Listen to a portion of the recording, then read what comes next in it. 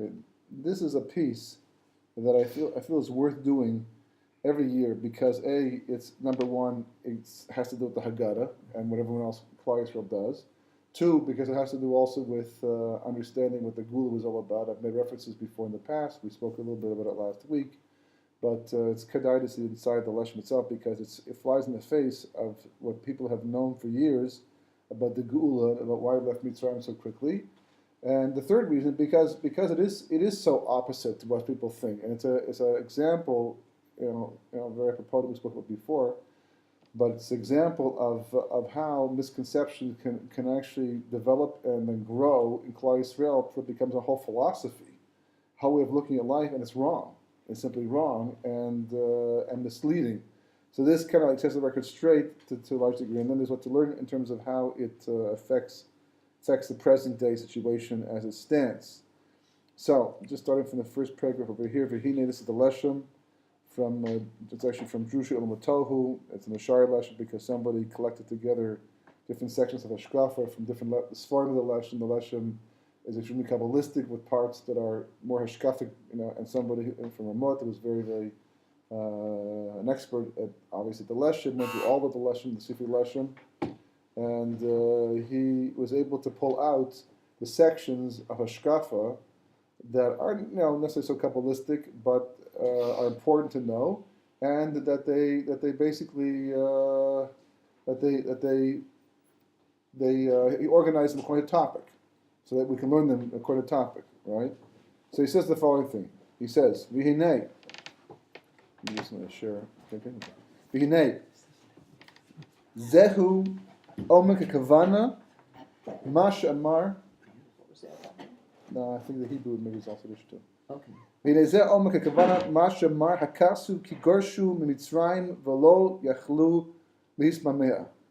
pasuk says, talking with the Jewish people leaving Mitzrayim in this week's parsha, that the Egyptians, they finally threw them out, just like God promised Moshe Rabbeinu. When Moshe came back in the end of Parashat Shmos and says, he said, what did you send me for? Fine. So he didn't listen, like you said, but to make the slavery worse, and Hashem said, not only will you go out in the end, but they're gonna push you out. They're gonna throw you out. They're gonna want you to go so badly and so fast that you won't even have time to prepare anything to eat for along the way. Right? So that's what the pasuk says. It seems that it's a big kasha. It's a big question over here. The ki harayira mitzrayim az lisakev sham od eza she'oz an sheyechinu lehem zeladerech. Right, that they were not able to stay behind, even to prepare, even a little bit for for along the way, the provisions. Right,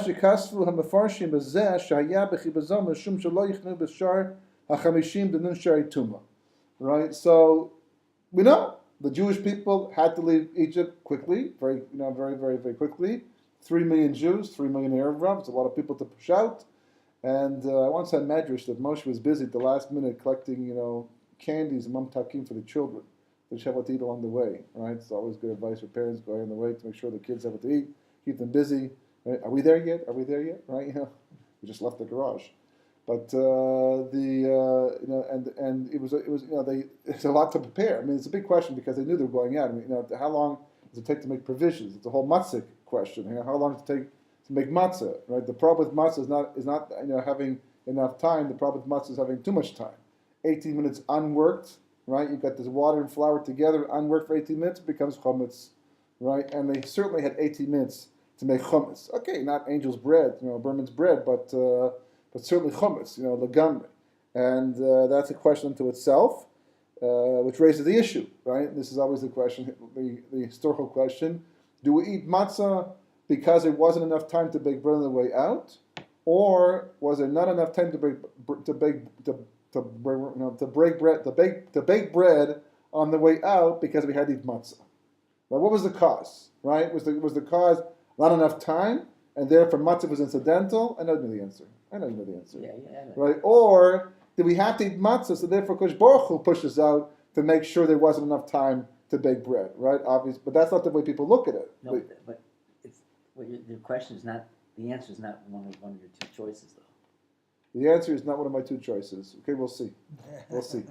But and the point is that it's not the way people understand it. It's not the way the Haggadah is taught. It's not the way Hashkafa is taught. It's not the way the story is taught. The Chumash doesn't really go into any detail. It just says we had to leave quickly because, as the Gemara learns out, that just like when it comes to mitzvahs and matzos, the same way that matzos you have to work quickly, otherwise you lose the opportunity to make matzah, becomes chumash. Likewise, when it comes to mitzvahs, you have to go quickly. You have to do it quickly. You have to not linger. Because everybody knows if you put off a mitzvah, something invariably will happen to you in the course of your day that will prevent you from doing that mitzvah. Just like you'll forget. You'll have a distraction. Or some other event that will occur. So mitzvahs come to your hand. You do mitzvahs as soon as possible because that's the way we show how much we value Torah and schar in the world to come. So anyhow, but that's the reason why we left so quickly, because as the Meforshim explained, and most people understand, because the Jewish people were teetering on the brink of spiritual disaster, holding on Memtesh Shari Tuma right towards the end, the 49th level of spiritual impurity.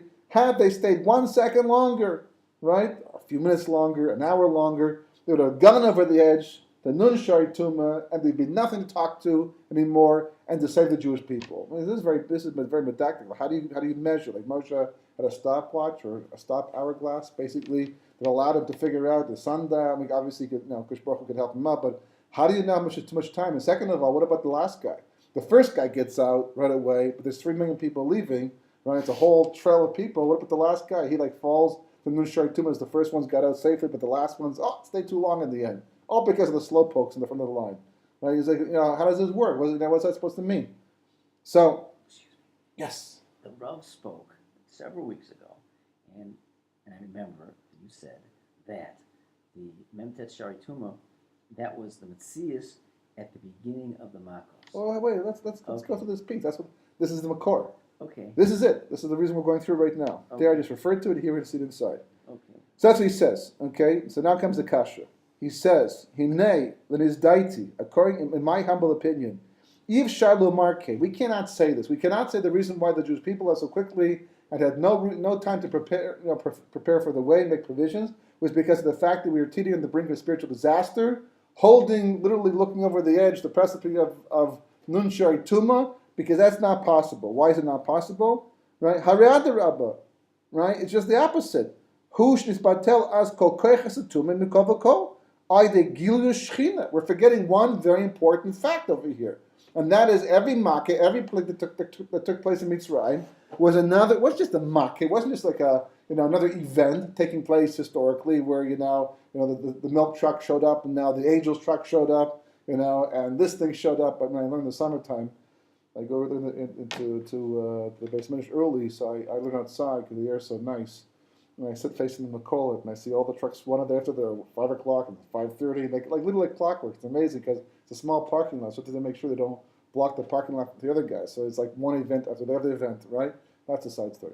The point over here is that it's not just another event. And it's not just another makkah, not just another plague. Every plague is an increasing of the light of God in the world. So therefore, if that's the case, we have a klal. Where Kedusha stands, Tuma cannot stand, and vice versa. So if the light's increasing and getting brighter and brighter and more intense, by definition, the Tuma has to become weaker in strength. So if God's presence is becoming more pronounced in Mitzrayim, then by definition, the presence of Tuma and impurity and Zuham and all these various different names we have for spiritual impurity and power of the Egyptians in general, they have to be getting weaker. By definition, that's the way it works. So therefore, if that's the case, we're holding now by the 10th plague. God himself is performing the death of the firstborn, not me and nobody else. I'm the one who's now taking care of the death of the firstborn across Egypt. And if that's the case, the gilui, the revelation of the light of God is so intense that by definition, the koyach of tuma, of evil, has to be like literally almost batal, almost gone completely. So that's what he says, right? Right? This is the pasuk from this week's parsha, right? As it says that not even a dog wagged its tongue or barked, at the Jewish people, and everything was still and quiet and peaceful, and the dog here represents, like tumah to some degree. But even to that extent, Kosh Baruch Hu had the entire environment under control for the sake of preparing for the redemption. The dogs got rewarded for this later on. The Gemara says they got one of the things you can do with nevela, which is basically meat that was shechted improperly, is that you can feed it to a dog, right? That's part of the rewards for having been quiet and not wagging their tongues, the Jewish people on the way out, right? They waved goodbye, but they didn't wag their tongues, right? As the pasuk says, I will do judgment on their gods. And kill their firstborn. That's the case. So how can you say there's any place for tumah to have any strength, any say in the matter of Yitzis Mitzrayim?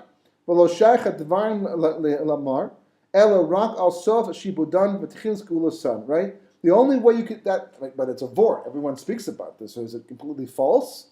Right? Are we passing around a completely false piece of Torah over here? No. He says that's true. There was a time when the Jewish people were holding a Memtes Shari Tumah and on the brink of spiritual disaster, but that was before Makkah's dam. That was at the end of the Shibud. It's 191 years early. Because Baruch Hu had not stepped into history. It was supposed to happen. We were supposed to be there for 400 years, right? But we weren't, right? We left early, right? So if we had continued on the 400 years, so then we would have been destroyed because spiritually we would have assimilated completely. So if Kosh Baruch Hu had not stepped in at that time with Makkah's dam and began the plagues and said Moshe Rabbeinu down to Mitzrayim, so then we would have kept going and assimilated and become completely lost amongst the Egyptians. But once that happened, at the beginning of Gula, everything is now a Gilui. Kibayim Shallah Yedchil Hagula Klal Hayu Avadim Mitzrayim.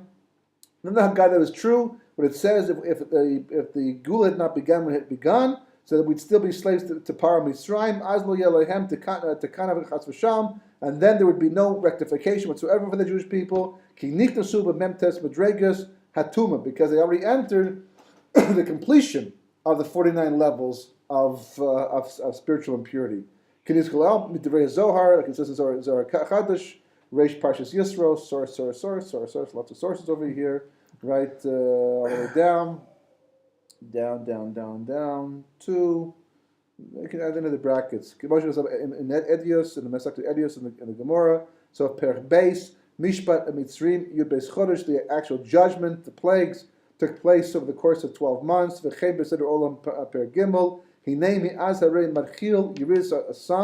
moment that the plagues began, that was the going down of the Sitra Achra. We call the Sam short form, right? The Samach Chalav. Actually, here's Sitra Achra. That's not Samach Mem. But the Sitra Achra, right? So that he goes down Mishlita Sa from his power, from his control. V'yada mi'az lahala b'yarida ach yarida.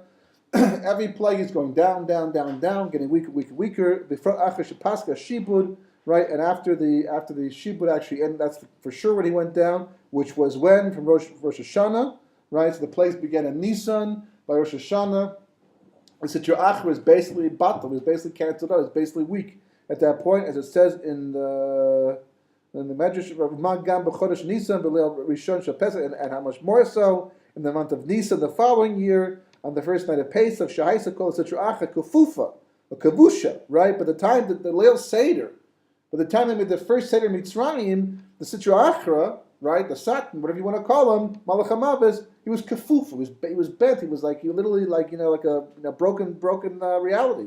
A Kavusha Achia Omed is Batela Gamer, right? So he was literally on the verge of destruction. If anybody was on the verge of destruction on Leil Seder, at the time that the Jewish people were preparing to go to Mitzrayim the next morning, it was the Sitra Achra. He was in trouble, not the Jewish people. The Jewish people were perfectly fine. They having a great time. They're making the ones that survived Makkah's Choshev, the ones that died. Makkah's Choshev is 12 million Jews, right? But the 1/5 that remained, the 3 million that remained, so they were perfectly stable and spiritually capable and powerful, and that's why who goes looking for whom? In the middle of the night in his pajamas. Not Moshe and Aaron, right? They're doing Korban Pesach. They're having their Seder. Paro has to wake up in the middle of the night, unlike kings who usually sleep into the morning, 3 hours on the next day, the next morning, and he's still wearing his pajamas because he lost his firstborn, and now he's worried about himself because he's also a firstborn. looking for Moshe and Aaron to tell them, finally, get out, just go, let's leave this place already. So that's clearly indicating the situation at that time was that the Jewish people were strong, Kedusha was strong, and Tumah was weak. It's amazing. That's right in the Parsha. That's not Sod. That's not even the Gemara. It's not even Drush. That's right there in the Parsha. Why don't we see that? Why don't we pick up on that? Why don't people discuss that at the Haggadah, the Seder table? Why is it not a major issue with the Jewish people? Why doesn't someone say, hey, wait a second. I've been taught up until now that the reason why we left so quickly we eat matzah is because we left Bechipazah because the Jewish people were holding Mem Tashri. The whole story. And now I'm finding that doesn't make sense to me. It doesn't make sense to you. Not to me, right? So what's this Masorah? What's this tradition? What really happened over here? It changes the whole story. Yeah. So as a side point, he just brings in over here, Begam be'ikar dvarim be'inin shar hanun. Right, since we're talking anyhow about the nun shari tuma, the 50 gates of spiritual impurity, hinei hagam shizkir also gamkim ramak. So let's also mention the Ramak stuff, a sefer, so it's mentioned in Sefer Pardes Shar Hasharim Perak Aleph Amnam. So the Ramak, but Moshe Kordever is holding that there is Nun Shari Tuma, there's 50 gates of Tuma. However, the Gra, Zal and Mishlei, Tet Zayin, Pasuk Daled, the Pasuk Kol Pa'al Hashem Lanehu, all the Kosh Baruch Hu does, he does for himself. Amar Sham Kila Sidru Achre Enu Rak Mem Tes Shari Tuma. The Gra held there's only 49 gates of spiritual impurity, not 50. For Shar Nun Ein Lo, but he doesn't have a 50th. That's a misunderstanding. You only have 49. 49 is bad enough. Don't worry, it's not a huge nafka between 49 and 50. You get to 49, the end of 49, basically you're almost at 50. But you can't have 50 itself. There's no 50. Why not? He explains, right? Ukashen nismalako memtash shelo az yisba'er hu min ha'ol. If a person then fulfills, gets the full extent of the 49th level, so then already the person's gone from the world. He's not going to be able to do tshuva or come back. He's just totally lost. Literally, there's nothing you can say to this person to bring them back. Nothing can happen to change their way of thinking. They're just always going to be seeing it the wrong way. He says, so that's bad enough. If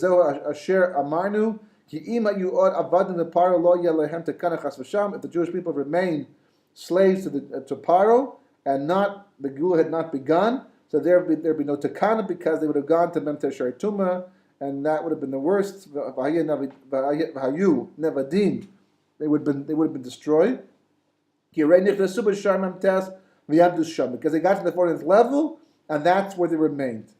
Had they fulfilled that 49th level completely, they would have been destroyed completely. However, right, what comes out of this thing? There's no 50th level of impurity for the Sitra Achra at all. And even the fulfill the 49th level is not really possible. A person is not going to, because basically the person is already lost. Halfway through on the way to 49, it's already bad enough the person get cut off from the Jewish people, from history at that point in time. Look at this guy because at the 40th level, the person cannot survive at all, spiritually. I'm not going to,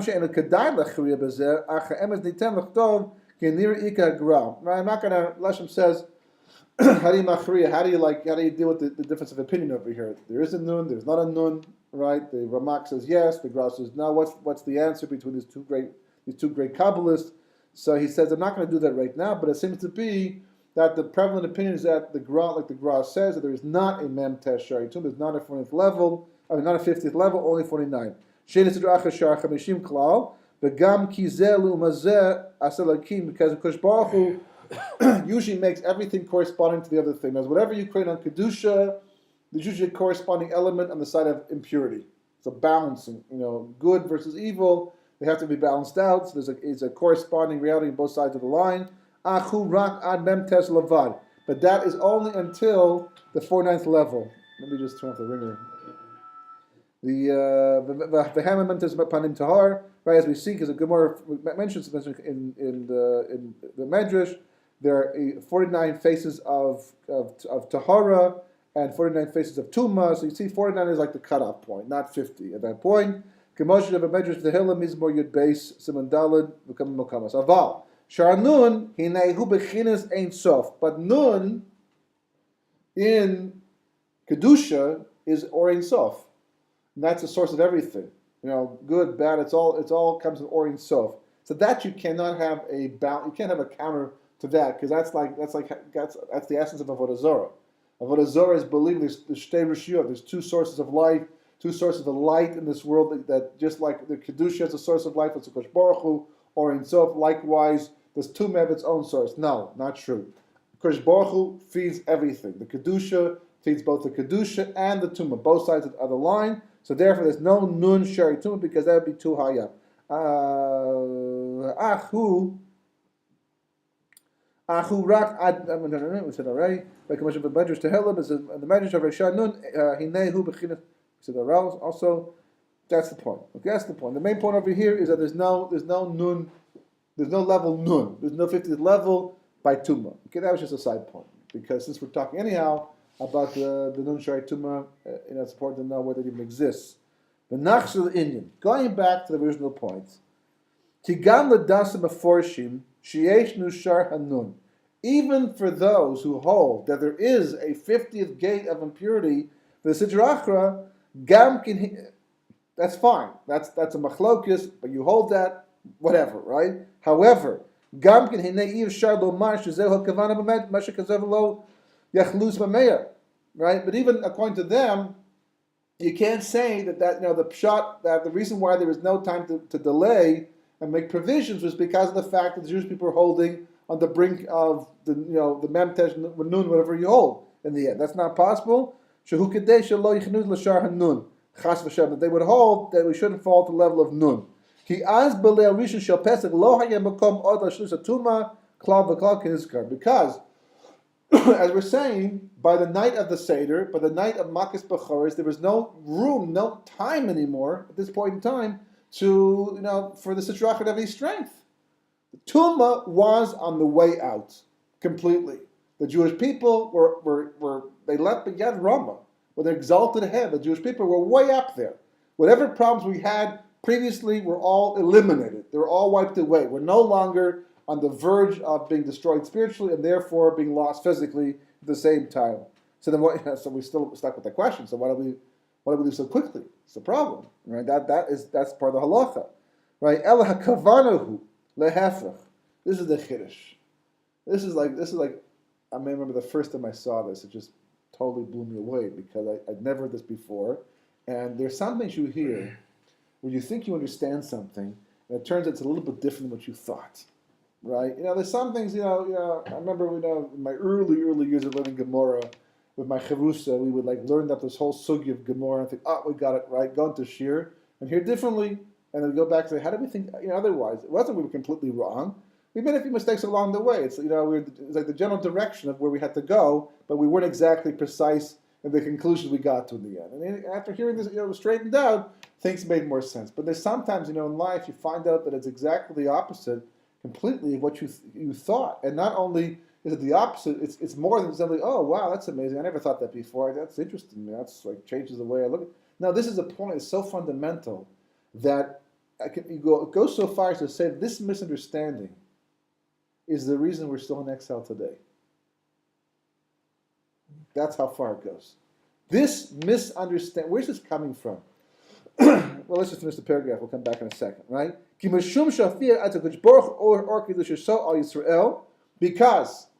at this time, Kodesh Baruch Hu is mimofia. He's revealing his light to the Jewish people in Mitzrayim. It's a big, huge revelation. The Haggadah itself says it. Shenigla aleihem melech malchim lachem Kodesh Baruch Hu.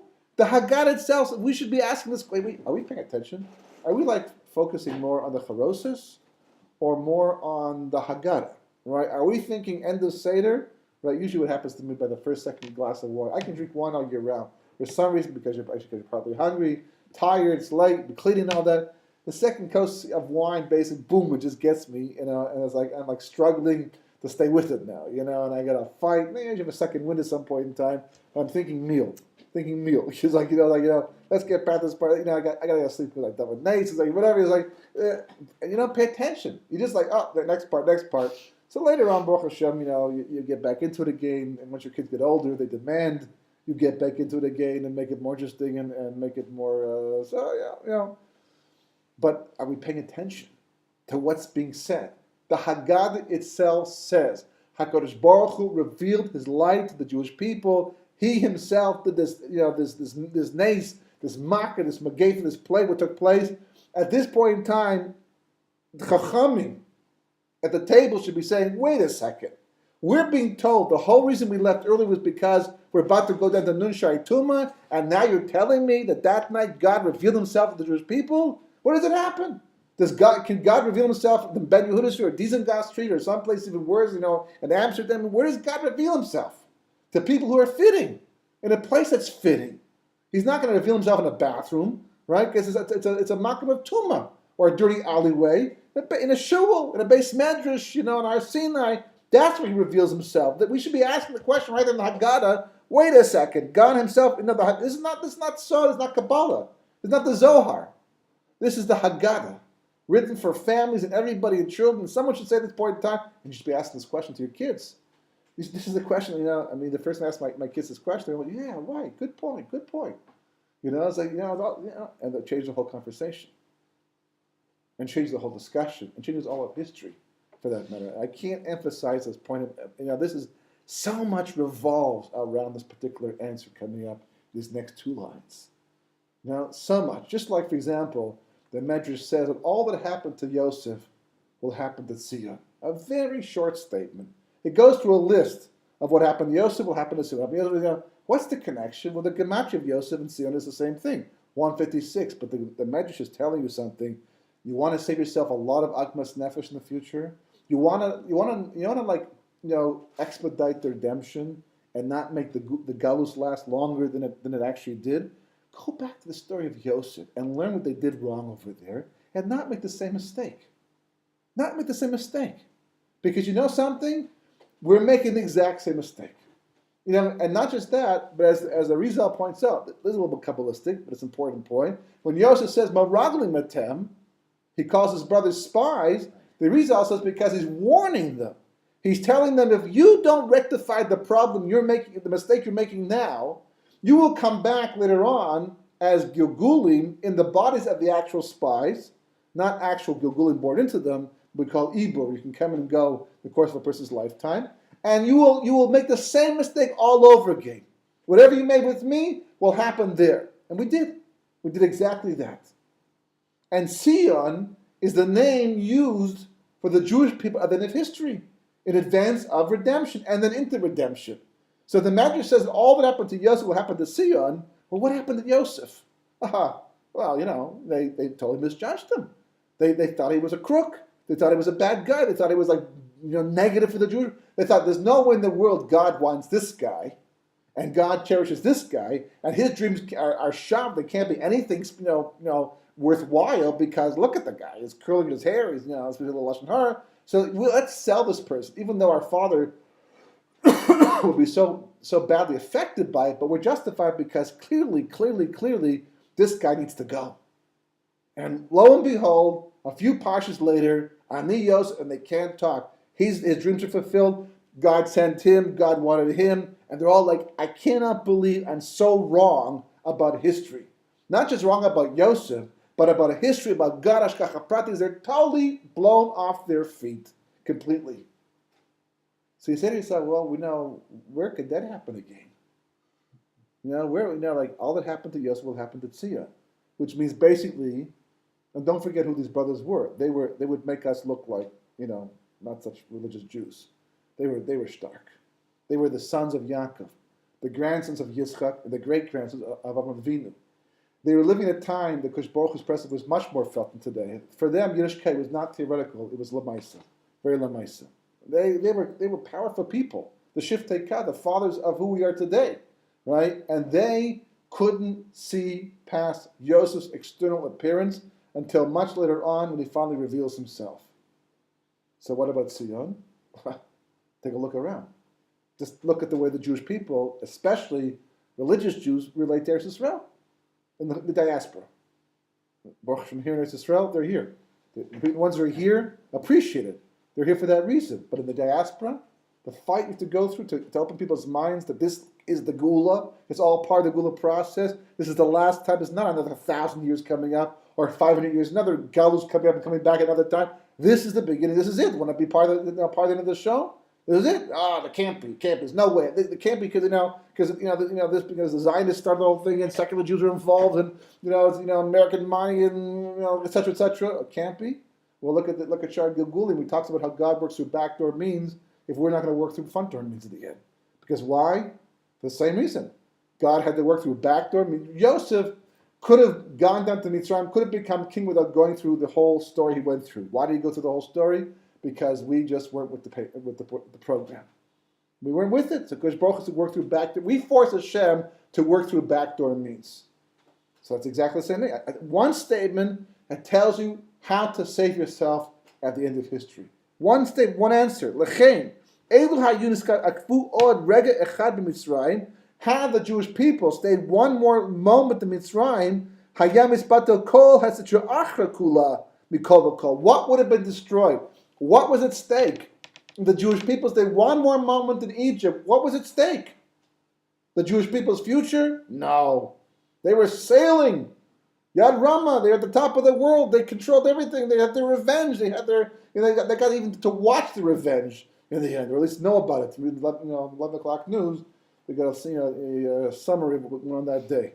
And they're watching this happening, right? So who's on the verge of destruction? The Sitra Achra, evil, Tuma, spiritual impurity. If we stayed one more second, what are we talking about? We eat matzah on Leil Seder because we left quickly to save the Sitra Achra, to save the side of Tuma. That's why we're eating matzah, because of him, because he was about to die in the end. Yeah. Oh, wait a second. That throws a monkey wrench in the whole thing over here and changes the whole Haggadah. Like, he's the enemy. He's the bad guy. We want him to be destroyed. We want him out of the picture. Isn't that what your Moshe Mashiach is all about? Isn't that the end of the days? Finally, when we're going to kill the Sitra Achra, God himself will shech them, he'll be gone, and there'll be no Yitzhar whatsoever. Isn't that the ideal? Absolutely, but not there. Why not there? We'll see in a second. Right? But he says that was the problem. That changes everything. Because had that been, if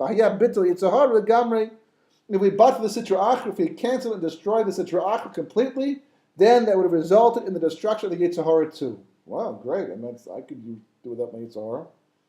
Then I could do everything right. Now there's temptations, it wouldn't bother me anymore. Spend all my time doing the right thing. Yeah, but of course you get no schar for that. Once there's no Yitzhahara, there's no free will. That's what he says. And that's the whole point. And that's why the Jewish people could not delay a moment in Mitzrayim, because had they stayed a little bit longer, the Sitra Achra would have been batal, and then the Yitzhahara would have been batal, and then free will would have been batal, cancelled out. And he's going to say right now, and that's the whole point of creation, is free will. And that's what the Pesach says. Look, the Torah itself tells you. This is a chiddush. Pay attention to the verses. Just look back to the Torah now. This is beautiful because, are we going out on a limb? No. Go back to the Chumash and read the verse. What does it say? Right? The Chazek Mitzrayim Allah Am Lemeher, the Shacham in the Aretz. The Egyptians themselves, they had to push the Jewish people out. Ki Amru Kulana Meisi, all of us are dying. They were almost destroyed. So therefore the Jewish people had to be pushed out from Egypt quickly. The whole reason to leave quickly was to leave room for the Yitzhahar to survive, that evil should exist. So that free will could exist. And that's the reason for my Bereshis. That's the whole reason why. That changes everything. It changes the whole story, the whole picture. Right? It does, the halal, completely the opposite of what's supposed to be. So the question becomes, what's pshat over here? This is exactly what history is supposed to be leading towards, right? We're supposed to be leading up to Yemos Mashiach and it's all going to happen like that. So what's the difference? So Hashem says there's one thing and one thing only. There was one choice that had to be made, not a bunch of choices. Lots of bechira, Adam Rishon had one choice, right? Just one choice. But there's one choice they did not make, and it all came down to this one choice. And what was that? In the entire process, going back to the beginning of the Makkos, 12 months earlier, before that for sure, right? Even after that, even in the Midbar, because they want to go back to Mitzrayim, there's one choice they failed to make, and that was they never chose redemption for themselves. They never decided it's what they want. They never said, God, please redeem us. We've been here for so long and we're losing it. Spiritually we're losing it. Physically we're losing it. Just do, please already. You promised something from Yitzchak and Yaakov. You bring a redemption, for me. Please now, early, whatever we have to do. We merit it, we don't merit it, but please, whatever. We daven for the Gula. It's a peaceful issue. We're anticipating the redemption. Just bring it. We want it. We want it. They never did that. Never. It was just basically, it was imposed upon them. Because Baruch Hu came in and he stepped in after 209 years, because if he didn't, the Jewish people would have disappeared. There'd be nothing to redeem. There was a promise to Abraham and then to Yitzchak and to Yaakov, I will redeem the fourth generation, bring them to Eretz Canaan. That had to be fulfilled. So therefore, Baruch Hu said, you're not worthy. I'll do it anyhow. He brought the Makkos, brought the plagues to end the slavery, to make the point that hopefully at some point in time that maybe the Jewish people say, we've woken up. We've seen the light. Right? We know what's going on. We made a mistake. Oh yeah, redemption. We forgot all about that thing because we were enslaved for so long, and before that we're doing so well in Goshen. It's like, and we remember, there's a promise to Abraham, and the promise to Yitzchak and Yaakov to us, and yeah, right. Oh, okay, thank God we were woken up, and please, now the redemption. No, didn't do it. Didn't wake up. Didn't see the point. Just sat back and watched the whole thing happen. What's going to happen next? To the extent that 4/5 not only didn't choose the redemption, they chose against the redemption. They became enemies of the redemption. They rejected it. They actually rejected, not that they doubted it, they rejected it. They chose to stay behind. Remarkable thing. The one faith didn't reject it, but they also didn't choose it either. And the proof was the first time they struggled in the Midbar. Let's go back to Eretz Mitzrayim.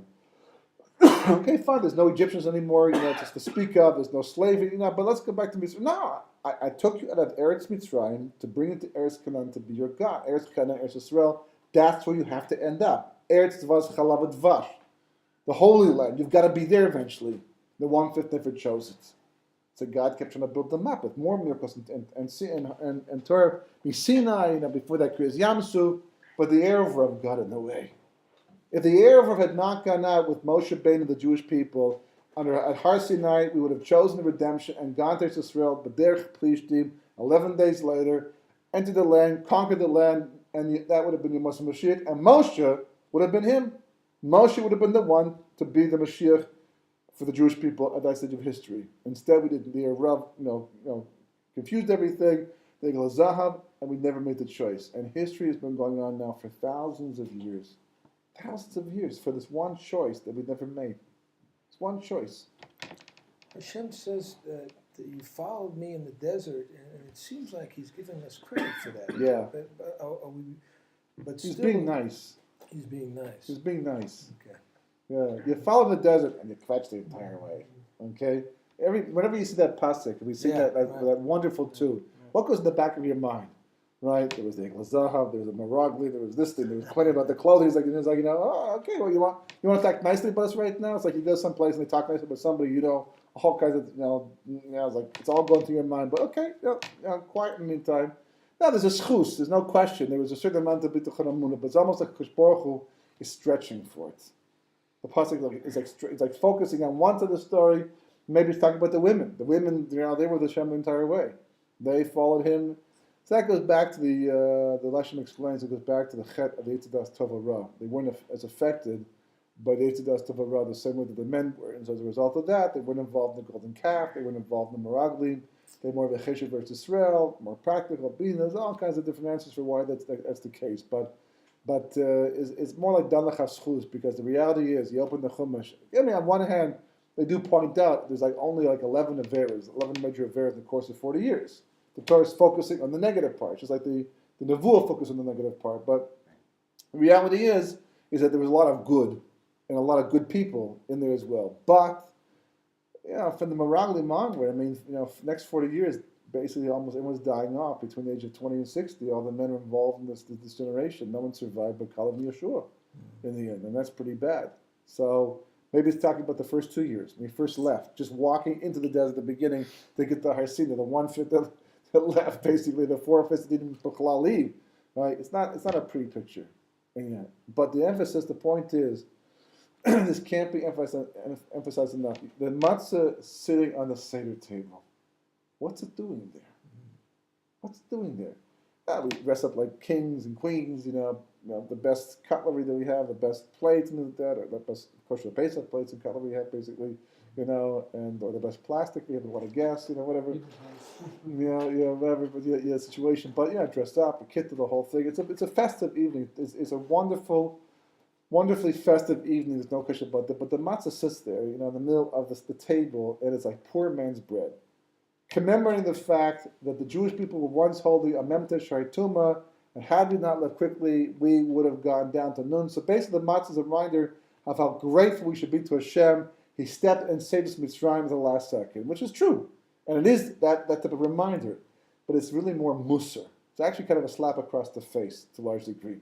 Because at the point of the matzah, the whole reason we have matzah is because we left quickly. And the whole reason we left quickly is because we had to give life to the Sitra Achra so that Bechir could remain. And the whole reason why Bechir had to remain, because we did make the choice to leave Mitzrayim, to leave Galus and yearn for redemption, like we're supposed to yearn for redemption. Then the matzah is basically saying, you are here making a Seder in exile, whether you're here in Chutz La'aretz or whether you're here in Eretz Yisrael, it's still exile, we're all in Galus together. There's different levels of Galus, we're less Galus in Eretz Yisrael than Chutz La'aretz, but still Galus. Mashiach hasn't revealed himself yet. Notice I didn't say he didn't come. But he didn't reveal himself yet, right? And we're still kind of like struggling a little bit over here to get our act together. It's getting more intense in the world against the Jewish people, and with Iran and financial, it's not yet your Muslim Mashiach. We haven't crossed that threshold completely yet. We're on the threshold, we haven't crossed it yet. And why? Because you didn't make that choice. That's what the matzah is saying. The matzah is saying to you on the Seder, is like, what, you're still here? What, you still making a Seder in Galus? What, Mashiach didn't come this year? Last year, the year before that? You guys still haven't made that choice? I remember way back at the beginning, 3,323 years ago, when the first time you were leaving and you didn't make that choice, and you had baked me in order to eat me, to remind yourselves that the choice you didn't make. And you're 3,000, you're still making matzahs after all this time to remind you of the choice, and you still haven't made that choice yet. Here comes the war of Gog and Magog. Now you wake up finally. You make that choice, right? In the Shoah, right, in the Holocaust, a lot of people made that choice. Just unfortunately, the choice was made at a time it no longer made a difference anymore. A lot of people spoke about Mashiach, that maybe this was the end of history. Just like, for example, when the Twin Towers were hit, people changed their mind. They changed their way of thinking. People spoke about World War III, Armageddon. Y2K also began that process a little bit, right? But the World Trade Center, like, people thought that's it, and then it was disaster. I mean, it was terrible. And it really affected people all around the world. And not just financially and physically, but just psychologically. And people were thinking to themselves, this could be it. We didn't make the choice yet, but we opened our mind. In the Holocaust, people were just hoping that maybe this was leading to better times. So it did, but not as good as better times as ought to have, because we still didn't make that choice. And that's what it's all about. That's what the school is all about. Because Baruch Hu, Parashas Shmos, Parashas Ve'era, Parashas Bo, Parashas Bashalach, all the way through. Right now we're in Shovavim. The light's building up from Parashas Shmos. It peaks a little bit by Tu B'Shvat. It gets its climax, by Pesach, by Purim, and finally by Pesach. It's a whole Gula process. This entire period of time, every year, all year round, but specifically this period of time in Shovavim, right? This Parashas Shovavim stands for Shmos, Ve'era, Bo, B'Shalach, Yisro, and Mishpatim, and some at Truma and Tetzavadin as well. But these Parashiyot, it's not incidental. They're there to help us and to educate us for this period of time. And what is it? That's one choice. It's one choice. People are not boicher the Geula. So David HaMelech says, Ata takum terchem tzion, ki eis lechane kiva moed. Kodesh Baruch Hu, you'll get up and you will help Tzion at the end, right? And you'll, because the time to show her favor will finally come. The appointed time. will come. The Gula, right? The Gula is coming, right? Zion is the name the Nevi'im used for the Jewish people in the process of going to the final Gula. And what does it depend upon? Ki ratzu avdech as avneha v'esafrai chenenu. Because your servants, they want your stones and cherish your dust. It's not just about loving the land of Israel. That's certainly a major part of it. That's certainly a major part of it. But we love Israel because of what it represents. It represents the Geula. That's what it represents. Even in the people's minds who don't live here and don't want to live here right now, what does Eretz Yisrael represent in their minds, right? What do people tell you, religious people believe in Torah, when are they going to come to Eretz Yisrael? When Mashiach comes. So therefore, Eretz Yisrael and Mashiach are one of the same idea. They're all part of the same package. So let me show you something interesting. There's a little kind of a side point, but it's also a very important point. Imagine somebody standing on a cliff over here, and there's like a big valley in between. And there's other side of the cliff, over there, like the Grand Canyon. It's like two sides of the, and he's camped over here with a bunch of friends, right? And he's looking across the side with his binoculars or with his eyes, whatever. And he sees over, and the grass looks greener on the other side. It looks greener, right? So he's talking, he wants to go over there, and he says to his friends, "Boy, I'd love to get into the side over there," but they don't want to go because they're together here. They don't want to go. They're all stuck on this one side. He says, I'd love to go over this. It looks so beautiful, right? So they don't worry about it because there's no bridge.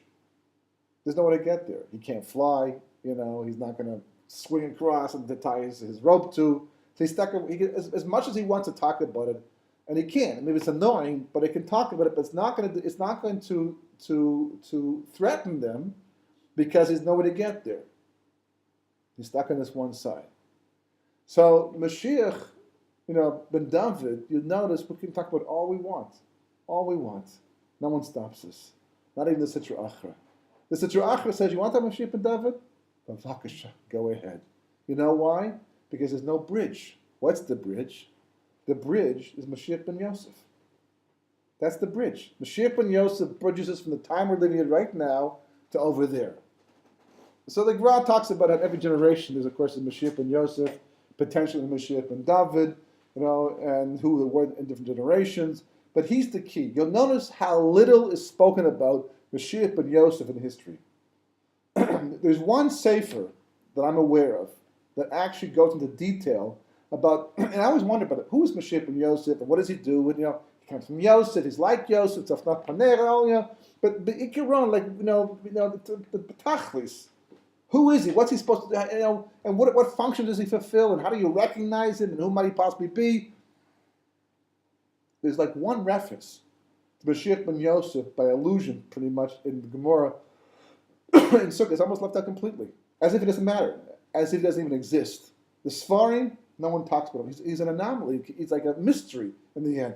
There's one sefer I'm aware of that actually talks about him in detail, and it has to be one of the most controversial Sfarim in the Jewish library. That sefer is called Kol HaTorah. Kol HaTorah, which Rav Chaim Friedlander writes a little a skama introduction to the sefer, another Gedolim basically. It was a manuscript written by the Talmidim of the Gra, who got their information supposedly from the Gra himself about Yishuv Eretz Yisrael, returning to the land and rebuilding the Yishuv. The Sefer was not really actually written up to many years later, based upon manuscripts, and therefore it was extremely controversial that the Gra really say these things, because you don't find these things said so specifically in other Sefer Gra. Not to mention the fact that people like Rav Chaim Volozhin never speak about these things. One of the main Talmud of the Gra. Fine. So different people and different organizations have spent the time to verify that the Sefer itself is authentic. It came from the Gra. It doesn't make a difference. No one wants to learn it except for the people who are. It sounds very Tzionist. That's really what the bottom line is. It sounds more like religious Zionists and maybe perhaps even some secular Zionists. So therefore, the religious world backs off from the Sefer. Fine. Okay, and it therefore most people don't even know about it. Now, you have to ask the question: what's going on with Yosef and his brothers? What's happening over here? I mean, these are the Shiftei Ka. These are the tribes of God, not even of Kel, but of Yud-Kei, right? These are people who are an extreme. We're told we're not supposed to compare ourselves to them. We're not supposed to try to understand them too much because you understand something. You're always comparing to things yourself, what your experiences are, and these people are up there. That's the way we look at it. We're almost untouchable. Not as much as Yaakov and Yitzchak and Avraham, but still very untouchable. And yet you open the Chumash, and there it says, they had Sina and they had Kina. Two basic emotions that the rest of us are told we have to try to control. The Raisa Mitzvah, not to hate your brother in your heart. So then what's the difference? Well, for them it's much more of a Torah issue, and they were much more L'Shem Shemayim, and we read into the whole story different things about what might be behind what they did. And we even blame Yosef a bit because he was doing things, not exactly right, and some say we can't blame Yosef because Yosef was really a tzaddik, so he went L'Shem Shemayim, but there's ways to do it. There's like it was all pilpul of Torah, around the whole story. But the bottom line is that it's a big, big, big question mark in Jewish history. How can 10 brothers get together and sell another brother without talking to their father first into slavery and go through this whole process and then be so wrong? Because the Kodesh Baruch Hu gives it to them but good. The shock they go through all the entire episode, they pay for in the end royally, and they lose their power. They lose their shlita, and they lose their cover in the end because of it. Okay, eventually he becomes the king and all they know, but he has like a lot. What's behind all of that? What's behind all? Why Dafka Yosef as opposed to another brother? Because that's what the Sitra Achra attacks. He'll always attack the key, right? The reason why you can talk about Mashiach ben David all you want is because without Mashiach ben Yosef, you're not going to get to him. The Sitra Achra can afford to let you talk about Mashiach ben David because he knows you can't do anything about it. And that's why he hasn't come yet. You know why he hasn't come yet? Because we're so fixed and fixated on Mashiach ben David, we totally forget about Mashiach ben Yosef, whatever they might possibly be. We're so outside the loop in terms of Mashiach ben Yosef that basically the Sitra Achra has no problem with us. But try and get into the Indian of Mashiach ben Yosef, where you actually facilitate the things that the Gra points out, Kibbutz Galius, getting involved in trying to ingather the exiles from around the world. It's a very big Mashiach ben Yosef thing. The rebuilding of Eretz Israel, because that's what Yosef loves the land, right? And the Yishuv and the developments, the Gra pushed his students to look at the names of the streets, Rivlin and all these, Mishkolov, yeah, right here. So all, these are Talmidei Gra who began the Yishuv in times of a tremendous sakana, tremendous danger, right? And Megala Sod Ba'olam, right? To reveal Sod, secrets of Torah, of Kodesh Baruch Hu's Hashgacha in the world, because Yosef is the Bechina at Tzafnas Paneach, as Pearl points out. He's a revealer of hidden things. It says the Gra, anybody who's involved in these three things basically is working and functioning in the level of Mashiach ben Yosef. But boy, you better watch out once you do that, because you become a target big time, because you are a facilitator of redemption. And that means the end of the Sitra Achra. And that's where we get lost all the time. Back in Mitzrayim, with the Meraglim, historically, and today especially. We're sitting here waiting for Mashiach ben David to come. For 3,000 years, we've been waiting for Mashiach ben David to come. We can't understand what's going on. We learn Torah, we do mitzvahs, we build Batei Midrashim, we build Batei Knesset, we do so much right in the end. And we wait. Mechake. How long can we wait for? It's a piece of the shoe. Everybody at some point in time, you're waiting for your flight, or you're waiting for a bus, and one after that they go by, and an hour later they're still going by, and your bus doesn't come. You give up after a while. That's human nature. What do you want from the Klal Yisrael? You didn't choose. We chose. We want it, right? The essence of Mashiach ben Yosef, the essence of it, is a chiddush. It's a major chiddush, right? But it's think about it. It rings so true. The essence of Mashiach ben Yosef is making that choice, choosing Geula, making it. I want the Geula now. It doesn't make a difference. I've made a killing in the stock market. I got a wonderful house, in whatever community, and I'm so in the. I don't care. All to the side. Who am I? I'm Klal Yisrael. I'm a Jew. I'm part of the national people who dream of the Gula and the base of Mikdash and the Shechina. That's who we're at. That's what we're about. That's what we're all about in the end. That's I want that. That's what I want. To be in Israel with the nation together, the son of the world. When a person makes that decision, that becomes their priority. That's the way they think. No matter how much they're enjoying the exile, how good it's been to them, they don't accept it. They just dream and they make the choice. The person is functioning at the level of Mashiach ben Yosef. And believe me, once you do that, you talk about it. There's somebody who's in a community in the States, right? And he basically takes my material and shares it with the community, and more people are coming on side. And the rabbi of the community got wind of this stuff and stood up in the pulpit and blasted everybody. Blast everybody, to go, it's not the time, it's not important, literally saying that where we are is where we have to be.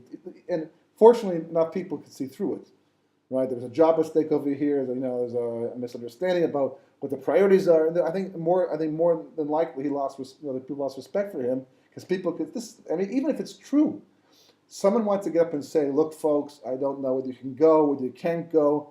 It's great what you're doing. That cheshik, that yearning, that's who we're about, right? Demon said that's what we're about. That's wonderful, and keep working with it. But be practical. Think about it. Ask yourself, can I make this decision right now? But good, keep going. Yearn for it. And if it turns out the whole community moves there to Israel, and I lose my job, fine. That's the way it goes. That's what Klal Yisrael is all about. I can't put my job before the priorities and long-term national goals of Klal Yisrael. But you have to be Boker the Gula. For 3,000 years. That's one decision. Because Baruch Hu has been waiting for the Jewish people is to I want Gula. I want redemption. You function in the capacity of Mashiach ben Yosef. You can bridge the gap to Mashiach ben David. Because if we don't make the decision, and this is the most important part of all, we never learn from Jewish history. We just never learn. What happens to the Jewish people if they don't make the choice? Because life is too good. Because Baruch Hu just takes it all away. You get to a point where you say, now I want the Gula. Because Baruch Hu says, now you want the Gula. When you have the chance to make that choice, it's not a choice when you're sitting in a concentration camp. It's not a choice when being chased by the enemy. It's not a choice when they bring down the base of Mikdash. That's late. Who wouldn't want it now? It's a choice when you're sitting in Galus and it's going well. And you're succeeding. That's when you show if you're attached to the goals of Klal Yisrael or you're not. If you're just a frum Jew living in Galus but cut off from the history of Klal Yisrael or part of that history even today. So the Haggadah says every Jew has to look at himself as if he too left Mitzrayim. Because you know why? We've been leaving it for 3,000 years now. We just never quite got that second foot out. One foot, but not the second foot. Just keep schlepping it along. Eventually we have to leave, we have no choice. The question is, will we be part of the 4/5 that don't make it, or the 1/5 that does? And will that 1/5 look like it's supposed to look this time, or like the one that died off in the desert? It's a tough decision, but the bottom line is that's what every Jew has to do, and everything else will revolve around that.